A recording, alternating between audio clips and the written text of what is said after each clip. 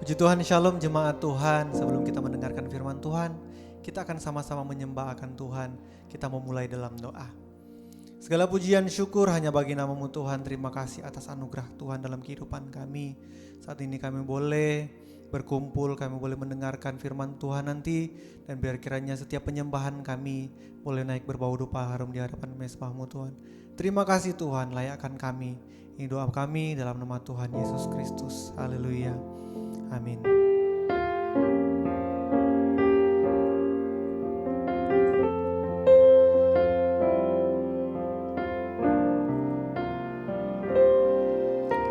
Dalam segala keadaan,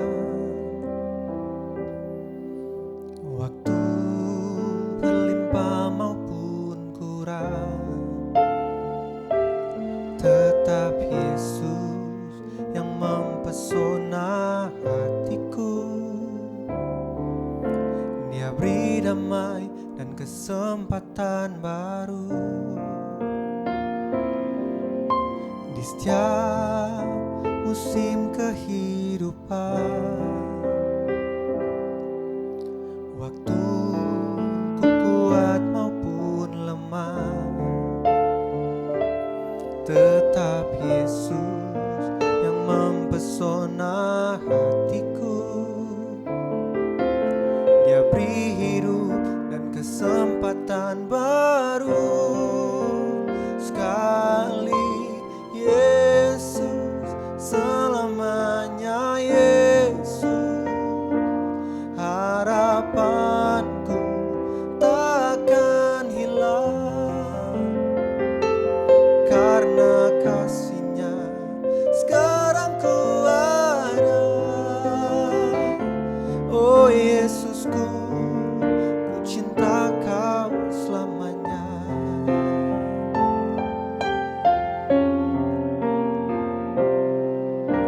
Di setiap musim kehidupan,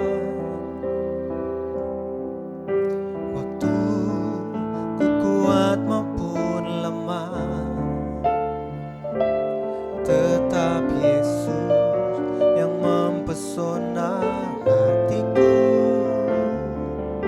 Dia beri hidup dan kesempatan baru sekali.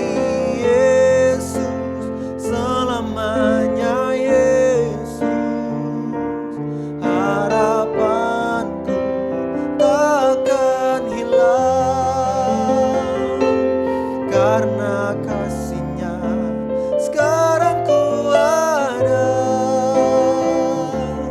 Oh Yesusku, ku cinta Kau selamanya. Sekali Yesus selamanya, Yesus harapanku takkan hilang, karena kasih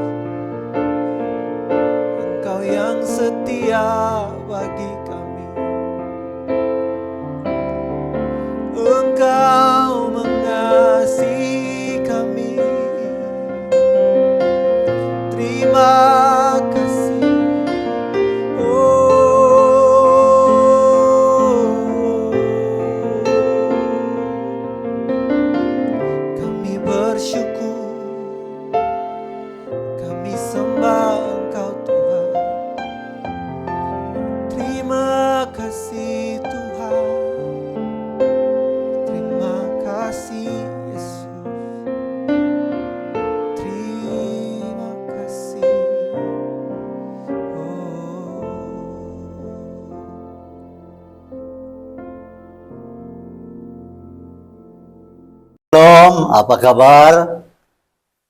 Selamat malam, sampai jumpa lagi pada malam ini karena kasih karunia Tuhan. Mari kita persiapkan diri kita sebelum kita mendengar kebenaran firman Tuhan. Kita doa lebih dahulu.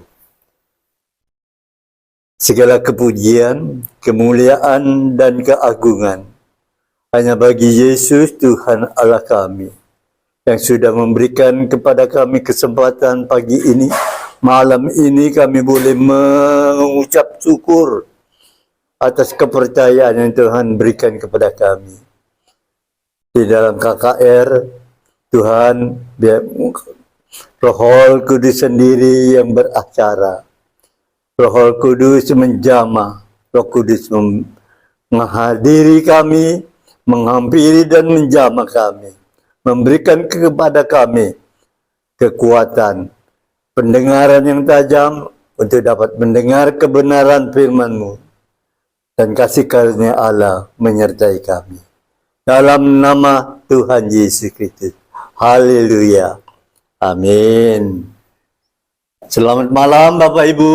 Mari pada malam hari ini, pada kesempatan yang indah, kita buka Markus pasal 4 ayat 39 sampai 41.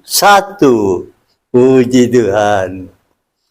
Firman Tuhan katakan, ia pun bangun menghardik angin itu dan berkata kepada danau itu, diam, tenanglah. Lalu angin itu reda dan danau itu menjadi teduh sekali. Saudara, di sini kita perhatikan Tuhan Yesus berbincang-bincang dengan angin, badai. Ya, danau itu mendengar apa yang Tuhan katakan. Ya, diam, tenanglah. Wah, danau dia iya. Bahkan di sana dikatakan teduh sekali, nggak ada gerakan apa-apa. Danau aja mendengar kebenaran apa yang Tuhan Yesus katakan, apa yang Tuhan Yesus perintahkan. Danau mendengar. Tolong tanya, danau itu punya telinga, kok bisa dengar? Nah, bagaimana dengan kita yang mempunyai dua telinga? Mendengarkan kebenaran atau perintah firman Tuhan, renungkan. Danau aja mendengar apa yang Tuhan Yesus perintahkan. Haleluya. Bahkan di sini katakan tenang, dan angin itu benar-benar teduh sekali.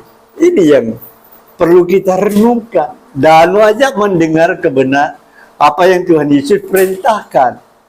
Mari kita juga mulai malam ini pakai telinga kita untuk mendengar firman Tuhan. Apa reaksi murid-murid waktu melihat kenyataan, fakta? Danau itu yang pertama kali dikatakan badai mengamuk, ombak besar terjadi, angin luar biasa kerasnya, sehingga mereka, murid-muridnya takut membangunkan Yesus. Saudara, murid-muridnya yang mengiring, yang bersama-sama dengan Yesus, yang mengajak Yesus ke seberang, Tuhan sendiri yang mengajak. Di sini katakan, pada waktu dia melihat kenyataan angin, danau menjadi teduh sekali, dia berkata malah, siapa gerangan orang ini? Lu kok tanya? Ya, siapa gerangan orang ini? Padahal dia tiap hari bersama dengan dia, berkumpul dengan dia, bercakap-cakap dengan dia. Kok bertanya, siapa gerangan orang ini?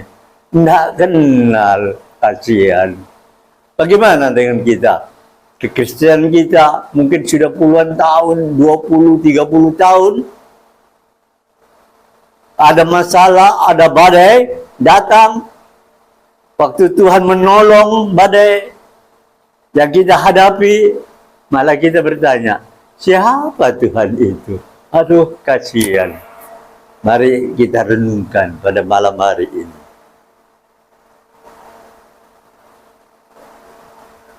Setiap orang dihadapkan badai. Setiap orang ada badainya sendiri-sendiri. Jangan iri kalau melihat badai seseorang dengan kita, dibandingkan dengan kita, kemudian kita iri. Orang itu lebih ringan, aku kok lebih berat. Kedaulatan Tuhan. Tuhan memberikan badai yang kecil atau badai yang setengah besar atau badai yang besar sekali. Itu kedaulatan Tuhan. Ya, sesuai ukuran yang Tuhan berikan menurut kemampuan kita, kesanggupan kita. Tuhan tahu. Makanya tiap orang badainya sendiri-sendiri. Anak kecil pun ada badainya. Ya, saya punya cucu itu kalau sudah pulang sekolah, suaranya begini, aduh capek. Badai apa yang kau hadapi? Wah, susah. Pelajarannya susah, ulangan susah, dan lain-lain. Saudaraku,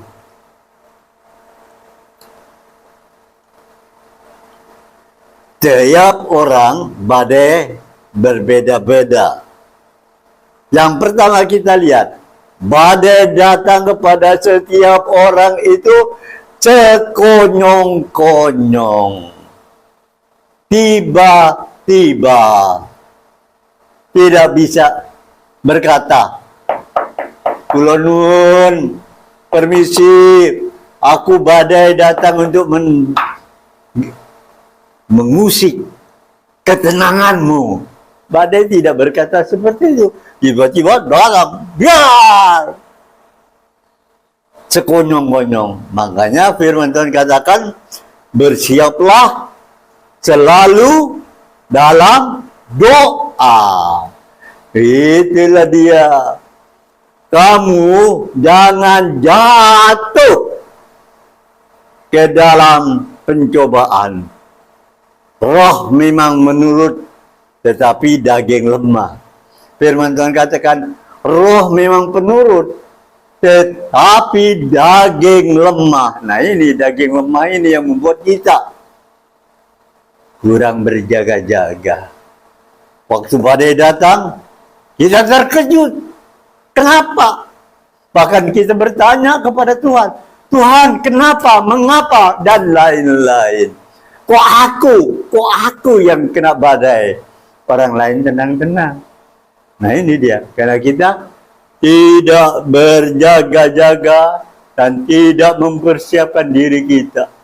Kalau kita bersiap berjaga-jaga, badai datang sekonyong-konyong, kita mampu mengatasinya dengan kekuatan yang Tuhan berikan kepada kita, dengan Roh Kudus. Nah itu dia. Badai datangnya tiba-tiba. Ya, seperti saya. Tiba-tiba badai datang berturut-turut. Saudara perhatikan. Di dalam kasih karunia Tuhan, saya dapat mengatasi badai itu, dan malam ini saya dapat berbicara, menyampaikan kebenaran firman Tuhan. Kedua, badai datang itu menghempaskan, ya, menghempaskan, membanting, menghempaskan, bukan permisi, pelan-pelan, badai itu datang menghempaskan duit. Saudara, di dalam badai, dalam kehidupan kita,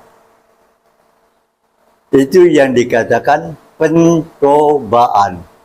Badai dalam kehidupan kita, kita kenal dengan nama pencobaan. Nah, Yakobus 1 ayat 14.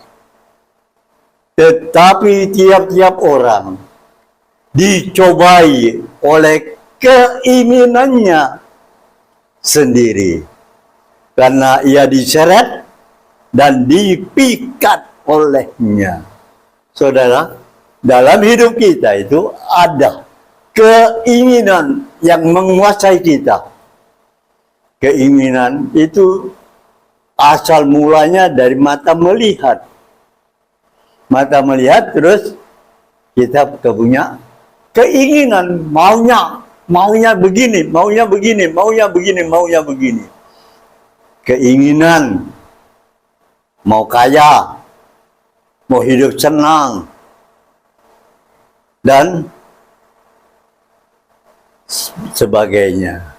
Dan hal-hal yang itu yang mengakibatkan pencobaan. Ayub berkata di dalam pasal 5 dikatakan ayat 6 dan 7, karena bukan dari debu terbit bencana, bukan dari debu terbit bencana, dan bukan dari tanah tumbuh kesusahan, ya, melainkan, nah ini dia, manusia menimbulkan kesusahan bagi dirinya sendiri, seperti bunga api yang bergolak tinggi. Karena apa? Keinginan.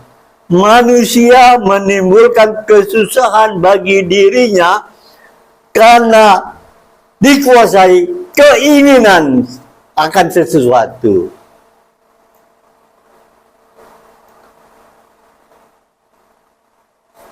Saudara, suatu ketika saya berjumpa dengan seorang jemaat anak muda,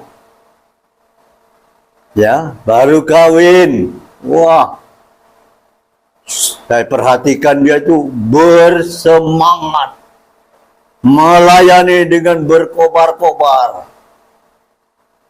Suatu ketika saya mendapat namanya hadiah. Ini ada hadiah sedikit.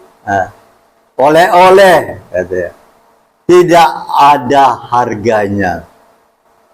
Oh ya, dari mana? Dari luar kota, saya haleluya. Haleluya, saya doakan dia supaya berhasil. Saya buka di rumah bungkusan itu, ternyata apa? Ayam goreng. Wow. Waktu saya memakan, saya teringat anak muda ini. Anak muda ini pekerjaannya sederhana. Mau makan aja pas-pasan. Ya, mau makan pas-pasan. Kok bisa memberi hadiah pada saya oleh-oleh ayam goreng? Ya, saya hanya sepintas berpikir seperti itu. Beberapa minggu lagi dia datang lagi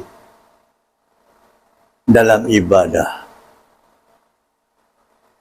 Ya, datang lagi dan beberapa hari kemudian, beberapa bulan kemudian, anak muda ini tidak muncul. Nah, saya tanya pada istrinya, mana suamimu? Sibuk kerja dah.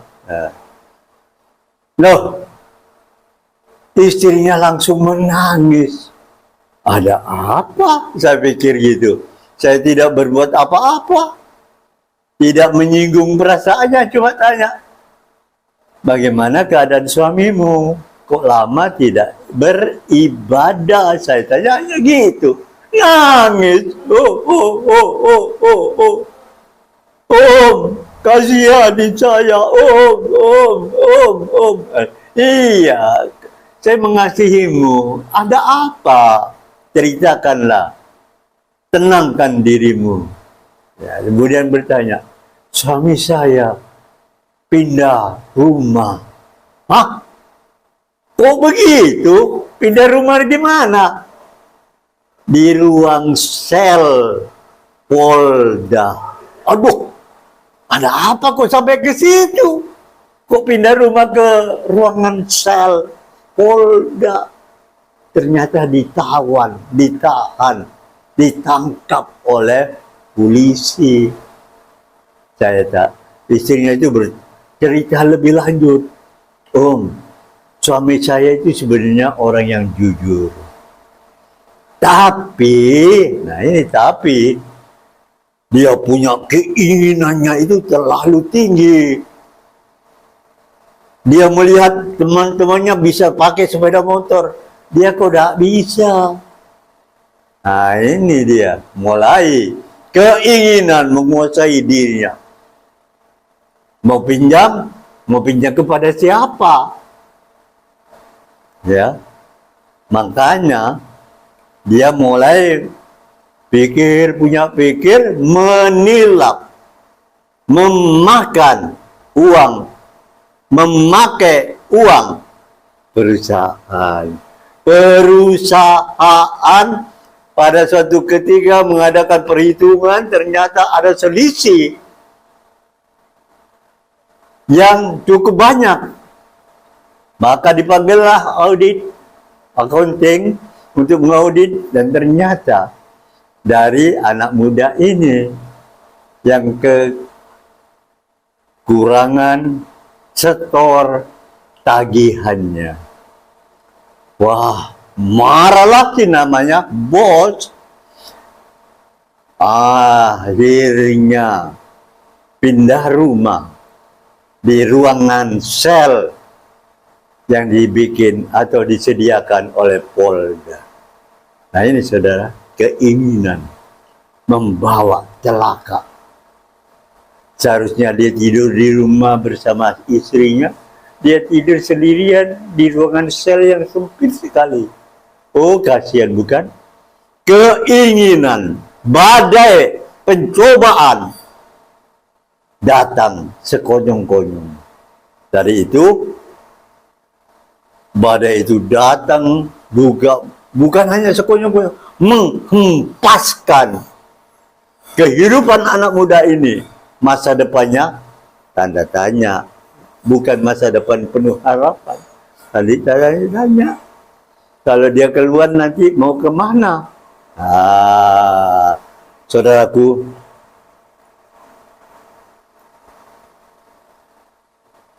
yang kedua sudah selesai. Yang ketiga, badai datang kepada siapa saja. Oh, makanya tiap orang harus hati-hati. Badai datang kepada siapa saja. Badai tak pandang bulu. Ya. Badai juga tak pandang ras. Badai juga tidak pandang suku. Badai juga tidak pandang orang kaya, orang miskin, orang tua, dewasa, anak-anak, laki-laki, perempuan.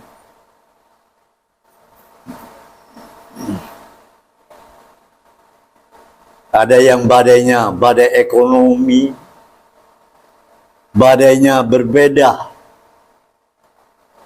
Saya tidak kena badai ekonomi, tapi kena badai penyakit. Ada. Badai lagi pekerjaan, di PHK. Waduh, mau kemana saya? Mau bekerja kemana? Di PHK. Itu dia. Badai datang dalam rumah tangga. Rumah tangga, suami istri sering bertengkar, salah paham, curiga mencurigai. Nah ini, ngomong sedikit dibentak, nggak ngomong dibentak. Salah lagi. Badai datang dengan berbagai-bagai macam. Saudara, badai, saya perhatikan banyak orang yang mengalami. Karena badai jatuh dan tidak datang lagi dalam ibadah, khususnya dalam ibadah KKR malam ini. Tidak lagi datang berkumpul bersama-sama mendengarkan kebenaran firman Tuhan. Tidak lagi bersama-sama berkumpul berdoa bersama-sama. Tidak ada lagi kesempatan. Sibuk. Karena dipengaruhi oleh keinginan yang bertubi-tubi. Keinginan yang luar biasa. Keinginan yang tidak dapat dikekang oleh siapapun. Keinginanku harus jadi. Nah ini badai. Ingat, badai datang nanti. Jangan salahkan badai. Badai itu tidak bersalah. Badai itu datang karena kesalahan kita. Yaitu keinginan yang tidak tercapai. Hati-hati. Saya katakan hati-hati. Makanya firman Tuhan katakan, persiapkan dirimu, berjaga-jagalah, berdoalah. Itu yang penting. Datang kepada Tuhan, fokus kepada Tuhan, pandang wajah Tuhan, minta kekuatan supaya kita mampu mengatasi keinginan, supaya tidak timbul badai dalam hidup kita. Nah ini yang perlu kita pikirkan malam ini. Jemaat yang mendengar kebenaran firman Tuhan, mari kita berpikir, merenungkan. Jangan sampai kita dikuasai oleh keinginan yang kuat, yang menguasai kita. Sehingga kita jatuh, tidak dapat mengatasi, memendam keinginan. Ya. Tidak bisa berkata, cukup, Tuhan cukup. Sebagaimana firman Tuhan katakan dalam doa Bapa kami, berikan kami pada hari ini makanan kami yang secukupnya. Ayo kita belajar dalam perkara ini. Cukup. Mau pergi kemana? Cukup. Mau pergi makan ini? Cukup. Ini cukup. Ya, aneh dan nyata. Kata-kata cukup itu bukan hanya cukup, menurut pikiran kita hanya sederhana, sudah itu selesai, habis sudah, ya. Saudara, pada suatu ketika saya ini sudah bekerja bertahun-tahun, dari presiden pertama, presiden kedua, presiden ketiga, presiden keempat, presiden kelima. Ya. Padahal dari zamannya presiden yang pertama, saya itu punya keinginan mau pergi namanya Jakarta. Saya ingin tahu Jakarta itu bagaimana. Saya sudah bekerja, mengumpulkan duit, mau beli tiket, mau ke Jakarta. Tapi nggak ada kesempatan. Tidak ada kesempatan. Presiden pertama tidak ada kesempatan. Sampai presiden kedua juga tidak ada kesempatan. Rasanya Tuhan tidak mengizinkan. Tidak ada kesempatan. Presiden ketiga juga tidak ada kesempatan. Presiden keempat tidak ada kesempatan. Presiden kelima, nah ini Tuhan mulai membuka kesempatan. Serius. Ada seseorang mengajak saya, Pak Han, ayo pergi seminar ke Jakarta. Hah? Ke Jakarta. Puji Tuhan, saya bilang gini. Oke, saya berangkat nanti. Tanggal berapa? Tanggal ini. Oke, saya persiapkan ini. Tapi saya lupa. Ke Jakarta itu harus pakai pesawat lah. Atau kereta api. Ya. Oh iya. Saya mulai pesan tarik tiket. Saya tanya anak teman-teman di gereja, kalau beli tiket di mana ya? Saya mau pergi ke Jakarta. Terus ada seorang staf berkata, mau kemana?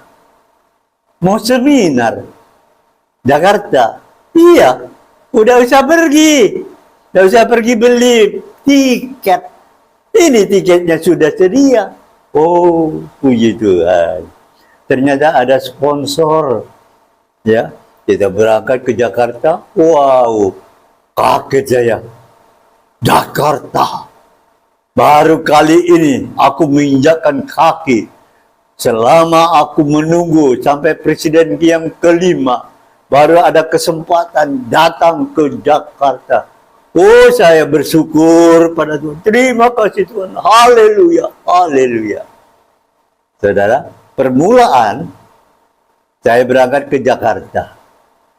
Jadi berapa hari lagi, berapa bulan, ada undangan lagi datang. Ya, seminar lagi.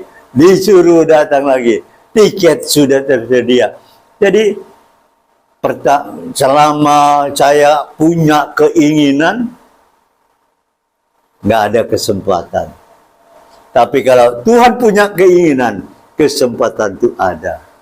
Sampai berapa kali saya bolak-balik ke Jakarta. Ya.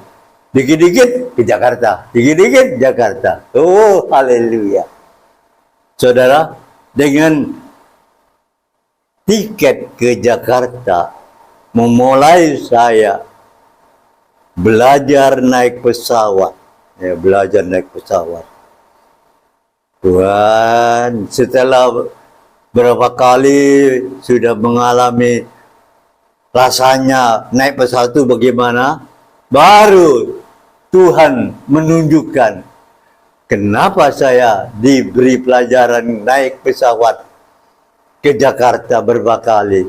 Tuhan punya tujuan. Tiba-tiba ada seseorang berkata, Om Han, saya sudah sediakan tiket. Ini untuk biaya saku, uang sakunya. Tuh, wah, tebel ya, tebel. Loh, mau kemana?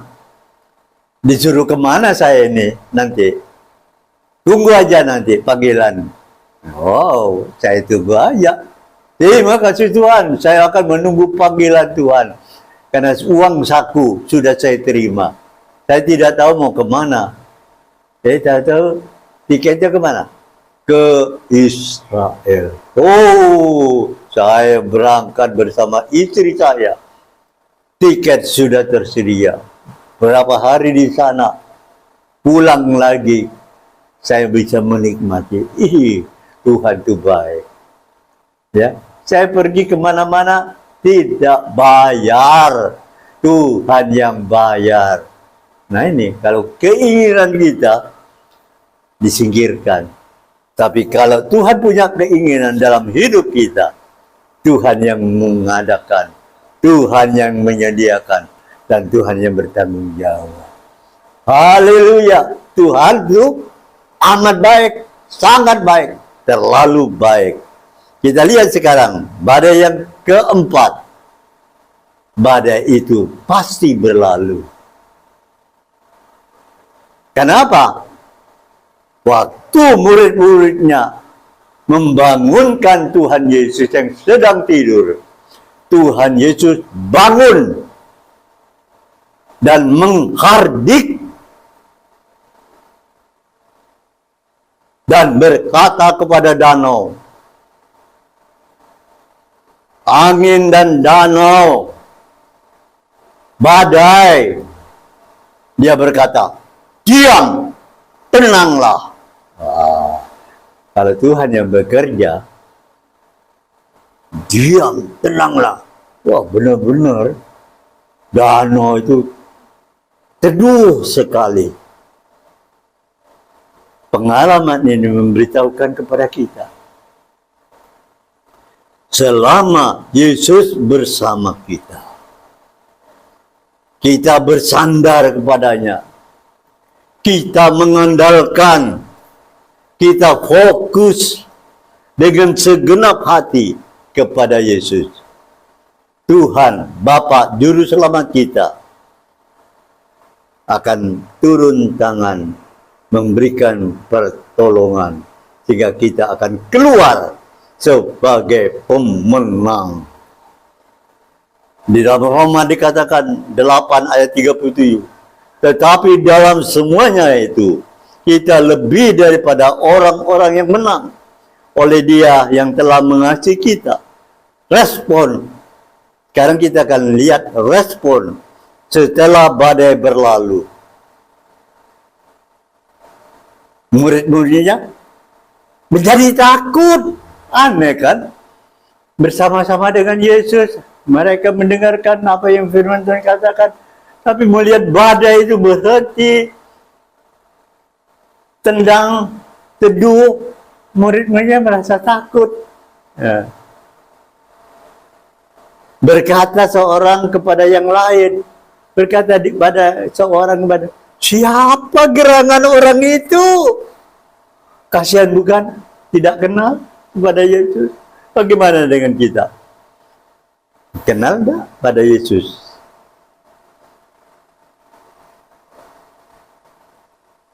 Saya mengharap jangan seperti keadaan rohani murid-murid yang senantiasa mengiring Yesus, tapi saat badai dia ketakutan dan Tuhan menegur,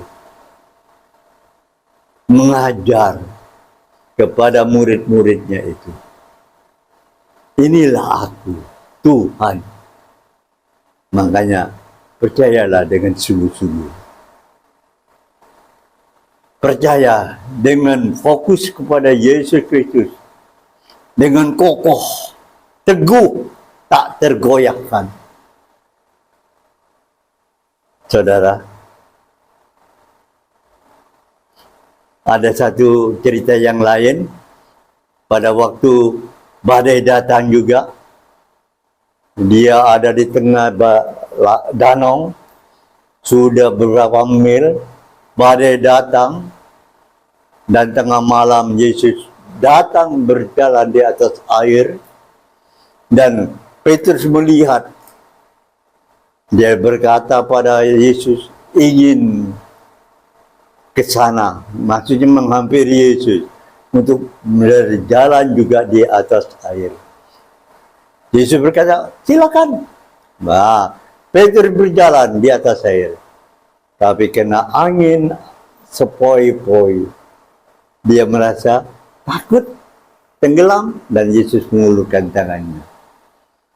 Kemudian diajak masuk, naik ke perahu, badai itu teduh, dan respon murid-muridnya berbeda dengan respon yang sudah kita dengar tadi. Murid-muridnya itu datang kepada Yesus dan menyembah kepadanya.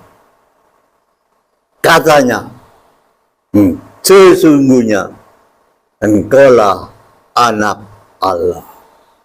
Nah, ini yang baik, yang bagus, yang perlu kita tiru. Saat badai berlalu, respon kita, ucapkanlah syukur kepada Tuhan. Ya, jangan lagi siapa gerangan orang, tapi buang. Mari kita percaya dengan sungguh-sungguh, datang menyembah di bawah kaki Yesus dan berkata, sesungguhnya Engkaulah anak Allah. Amin, firman Tuhan. Mari kita berdoa. Segala kemuliaan, kebesaran, dan keagungan bagi Tuhan, Allah kami, Bapa kami yang baik, Tuhan, firman Tuhan hamba-Mu sudah sampaikan. Kasih karunia-Mu menyertai sehingga setiap orang yang datang dalam ibadah KKR boleh menerima, mendengar, dan melakukan dengan iman sehingga mereka boleh diberkati oleh Tuhan. Terima kasih Tuhan, apa yang dikerjakan, diusahakan oleh anak-anak-Mu, Tuhan buat berhasil. Bila kasih karunia Allah Bapa, cinta kasih Tuhan Yesus Kristus, dan di dalam persekutuan Roh Kudus menyertai kami semua malam ini sampai selama-lamanya. Dalam nama Tuhan Yesus. Haleluya. Amin. Semangat. Tetap semangat. Jangan undur. Tuhan Yesus memberkati.